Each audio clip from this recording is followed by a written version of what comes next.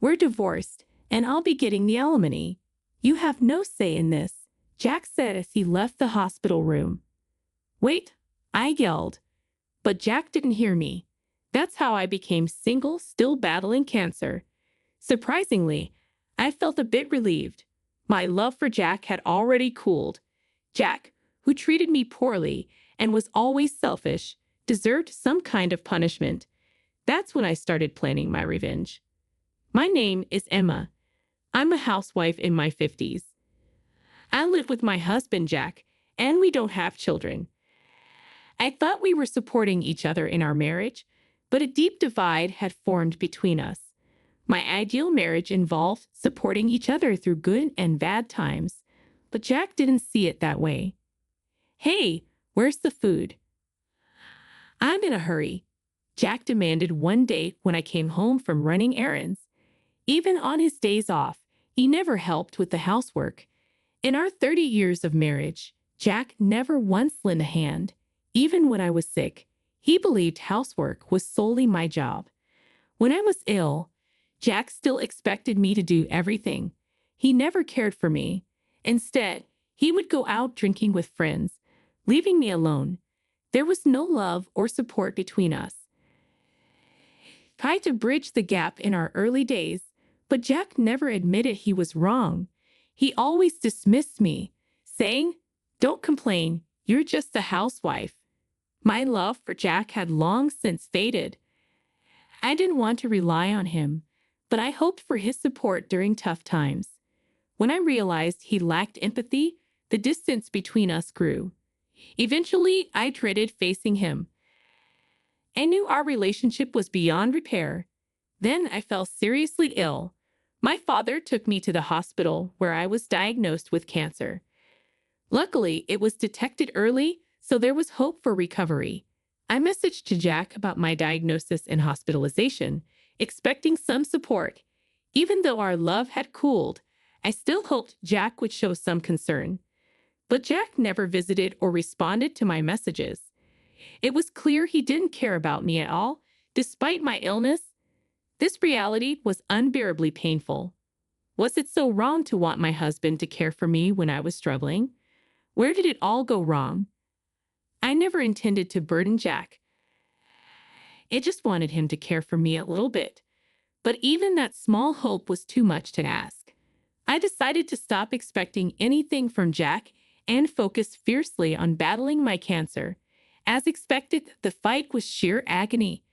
The medication was breaking my body down, and I spent countless nights unable to sleep due to the pain. Several times I considered stopping the treatment and just letting my body give in. Every time, my parents encouraged me, saying it would get better. Their words kept me going even when my will faltered. One day, while I was staring blankly at the ceiling from my bed, the door suddenly swung open. I wasn't expecting my parents, so I wondered who it could be. Here to see Jack. Had he finally come out of concern?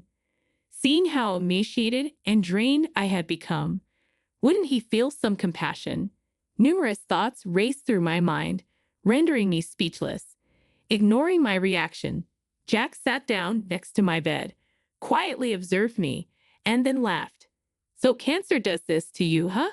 You look terrible, hardly like a woman at all." His words sent a chilling shiver down my spine. Of all things, he shouldn't have said that to someone battling cancer. I wished he would just shut up. But Jack continued with even more hurtful words. "Ever since you've been gone, every day has been wonderful. Sugar, the house is a mess, but I hardly ever go home. Life without you is surprisingly easy."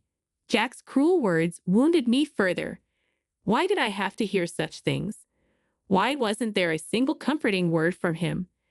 I wanted to lash out at Jack, but my weakened body wouldn't cooperate, leaving me no choice but to quietly absorb his painful remarks. I stared at Jack with vacant eyes. Noticing my gaze, he chuckled mockingly and then said something utterly unbelievable. "By the way, I'd already filed for divorce. I'm taking the house as part of the property division. You don't get a say in it." The room seemed to spin at his words. He filed for divorce without my consent. Why? Before I could gather my thoughts, Jack continued, I've fallen in love with someone else. She's 20 years younger than me, and I'm serious about her. You're in the way of us being together. Did this mean he had an affair? Such thoughts raced through my mind, but Jack, having said his piece, began to prepare to leave. Wait, I called out, but Jack paid no heed. There was no love left for me in his heart anymore. The pain in my chest became so intense that I just didn't care anymore. Fine, I said. With that one word, Jack left the room with a satisfied smile. After that, I fought even harder against my illness. Despite the pain, I was determined to recover fully from cancer and became even more dedicated to my treatment. 2 days passed. It might seem short, but for me, those days felt very long. I was tormented with uncertainty. Did Jack really finalize the divorce as he said, or were his words just meant to play on my anxieties? Perhaps there was no divorce at all. The one thing that kept me going was a secret plan to completely expose Jack. And then once he found out about it, even someone as cold-blooded as Jack would be shaken. I believed that a flustered Jack would surely try to contact me, and sure enough, Jack called me today. I couldn't take the call in my hospital room. I ignored the first hundreds of calls. Jack didn't seem to give up trying to reach me. Despite my phone being on silent mode, the constant vibrations were annoying. So I texted him, "Stop calling. It's annoying." Finally, the calls ceased, but then the messages started pouring in. "Please, I want to talk just once. I'll apologize for everything," and many more. If he couldn't reach me by call, he tried to text. Every single message was clearly out of self-preservation. Perhaps Jack had realized why I had so readily accepted the unilateral divorce. "Can I come see you?" he asked when I didn't respond. Given my current exhaustion from fighting my illness, the idea of meeting Jack was almost torturous.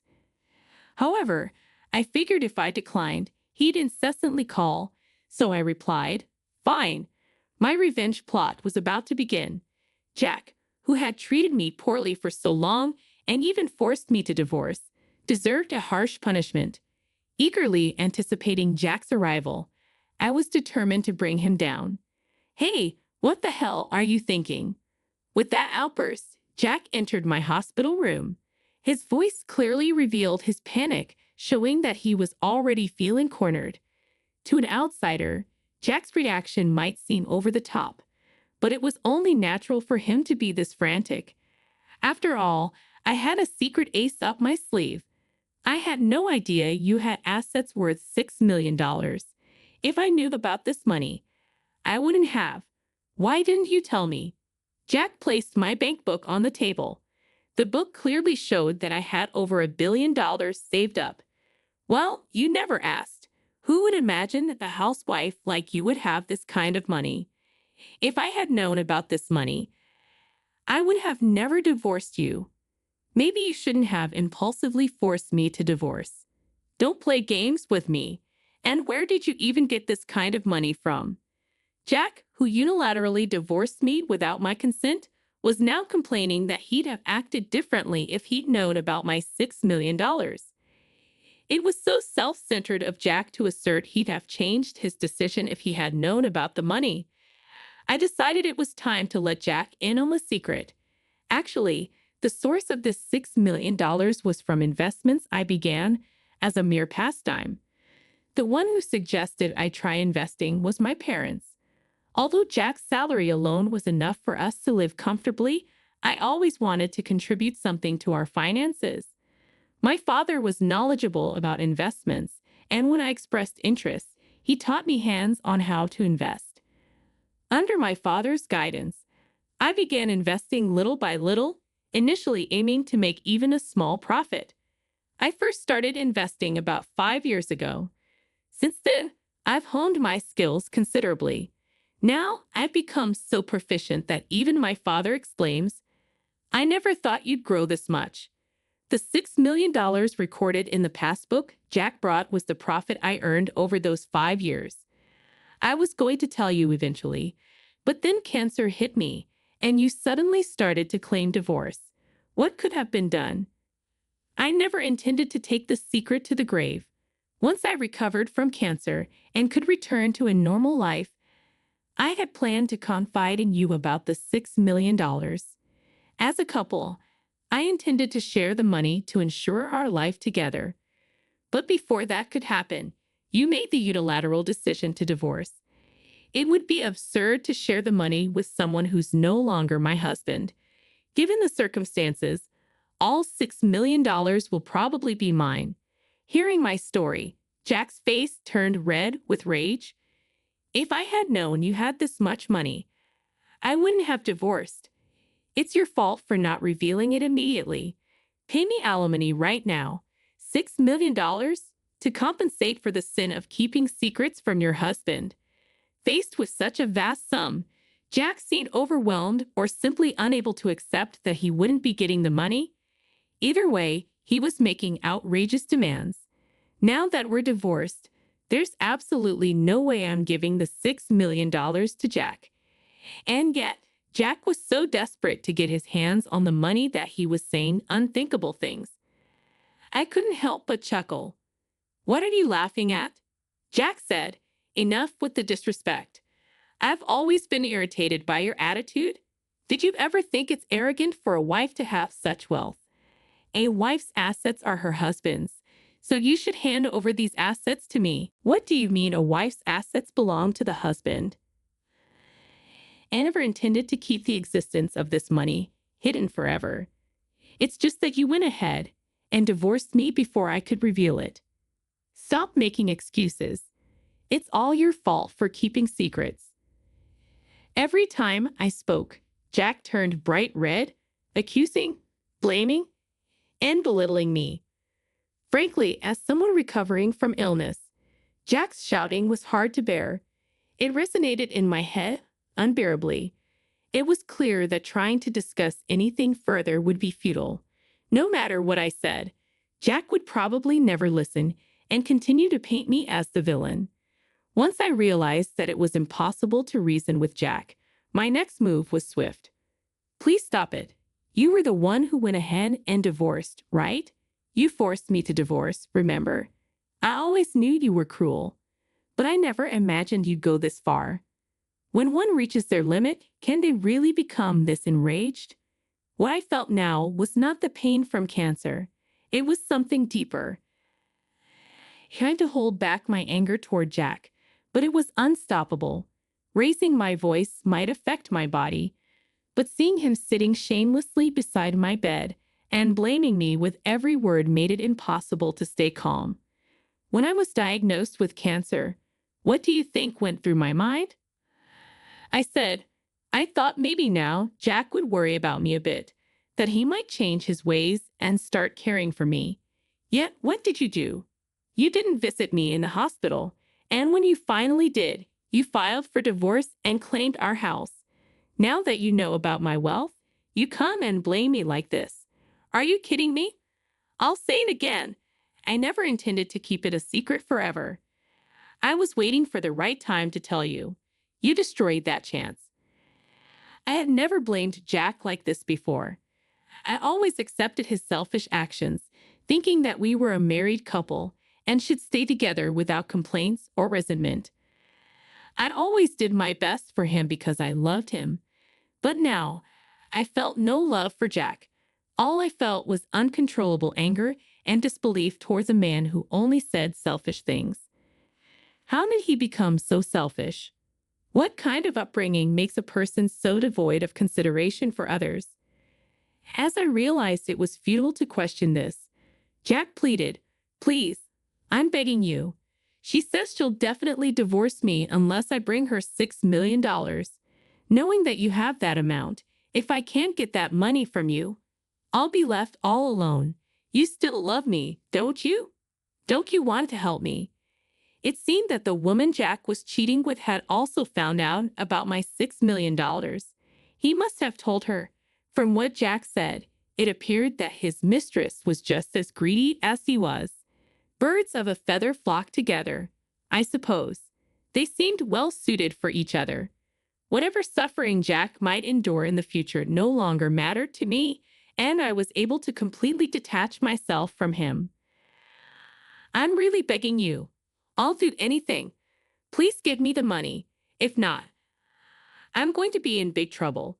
Please help me out, Jack said, kneeling down and begging. I had never seen Jack this desperate before. His state seemed utterly ridiculous to me. At the same time, I felt a mix of disappointment and despair because he never showed such desperation for me. The more we talked, the colder my feelings for Jack became. I realized that continuing the conversation was pointless. The more I interacted with this rotten man, the more certain I became that it would not lead to my happiness. I felt foolish for suffering and struggling for such a selfish man and for expecting him to show up during my illness. Despite my feelings, Jack continued to beg desperately.